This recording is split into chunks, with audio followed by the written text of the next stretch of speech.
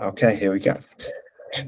Welcome everyone. We've got another customer interview today, and I'm lucky enough to be joined by Kirsty, who is a volunteer manager at the Hampshire and Isle of Wight Air Ambulance Service. And so, I mean, if we could just start, Kirsty, could you just introduce yourself, your role, and also the role that volunteers play within the organisation?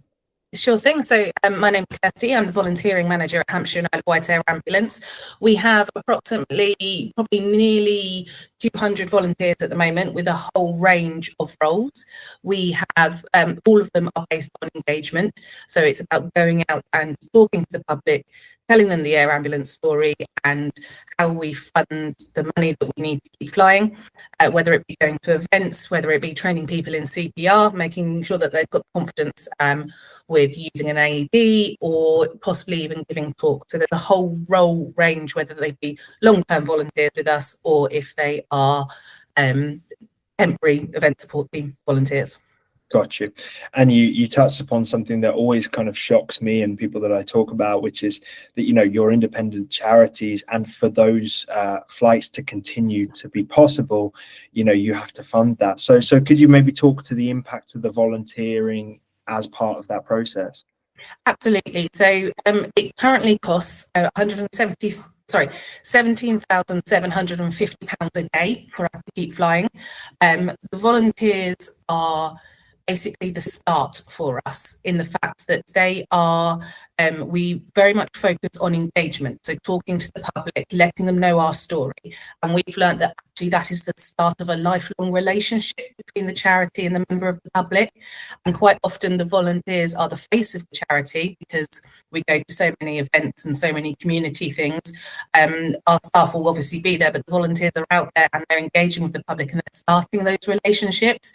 And they are being the people who help the members of the public remember who we are and the impact that they have on us. So they are directly helping us save lives.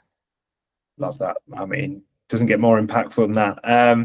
So look, you've been clients of Volontero for a while now, and we've been so lucky to work with you and the team. But if we could talk about, you know, pre-Volontero, how are you managing volunteers, and what were the challenges you were facing?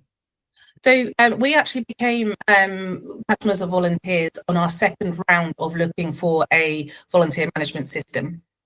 Before that, it was all spreadsheets and lots of emails, lots of emails, and all the rest of it. Our first round with the volunteer management system worked really well for me, but we realised that we needed more, and that's when Volontero came in. So like I say, before that, it was all very much so many of our volunteers had their own folder just for me because of the amount of emails that I would send on a regular basis, and it was all done through that and documents, and everything was just everywhere.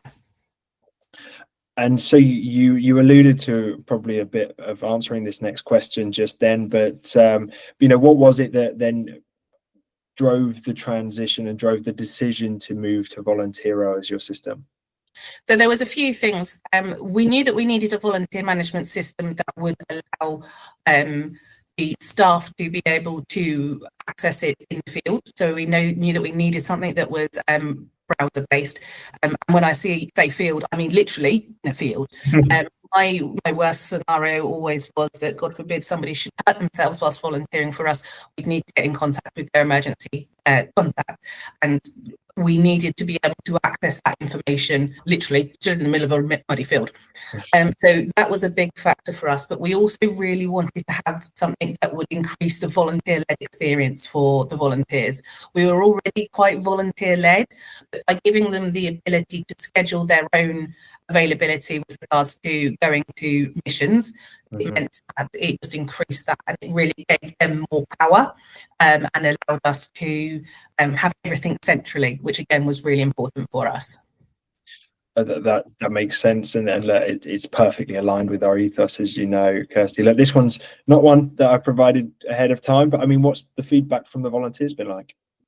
Really positive. So we had volunteers involved with things from the start. We actually had a volunteer with us on our welcoming call with James, because we wanted to know from the impact from the start that it's something that they would like to be involved with.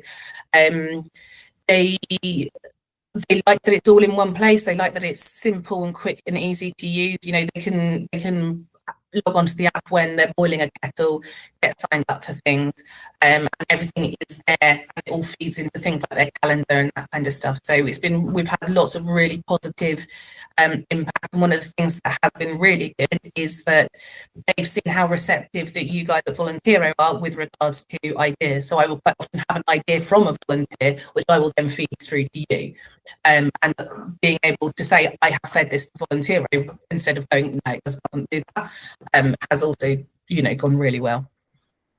I absolutely love the fact that you brought volunteers in early on in that journey. And I think if anybody's listening, I would highly recommend exactly the same, because it demonstrates that commitment to volunteer experience and how important they are to you. So, you know, pro tip from you there, Kirsty. Thank you for that.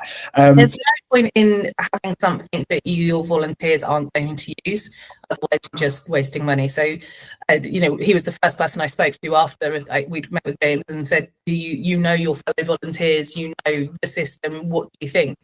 And so it was really good having him involved with that. Super. And so outcomes, that's what we're all kind of gunning for, especially within this sector, impact and outcomes. So what are the outcomes that you've seen from yourself, volunteers, and just overall for the program? I think one of the biggest outcomes that we've seen, which has been really valuable for us, is via the reporting function, because pre-Volunteero, it would be a very case of we'd get emails would go to different people for different things. But having the reporting function where we have everything in one place, the volunteers are able to put it all in one place, and we have noticed that we're getting more feedback, whether that be more letting us know that something, you know, a screw's loose on a gazebo, or this person is really keen to support us, please contact them, or this event was amazing, we have to go again, that kind of stuff. Having all of that information in one place, we're finding we're getting more feedback from the volunteers, which is absolutely brilliant. And we can't even put into hours and minutes how much time it's saved us with regards to applications and processing.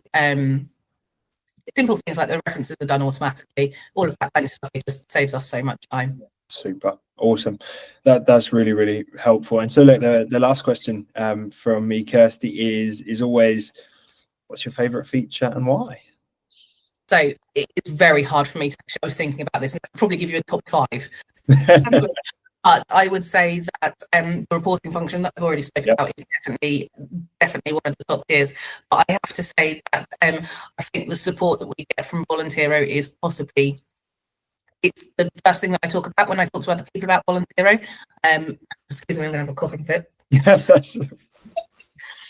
is the fact that I can contact Josie and Jen, and they will come up with workarounds and showing me how to do that, and it never loses their patience with me, which in itself is just fantastic. Yeah. And just like I say, being browser-based, I think, is a really important thing. Yeah, no, thank you, Kirsty, and thank you for that kind of, you know, kind feedback around the support. Is something that we said from day one, because I'm sure everybody listening to this, yourself, myself, we've all dealt with poor support, and we know how frustrating it can be. So yeah, we certainly try to set a benchmark for ourselves, but really pleased to hear that. Well, look, Kirsty, thank you so much for taking the time today, and thank you again for being such a superstar client to work with. Really looking forward to what the future holds for us both. Absolutely, that's not a problem. Thank you. Thanks, Kirsty. Right, super. You're a legend, Kirsty.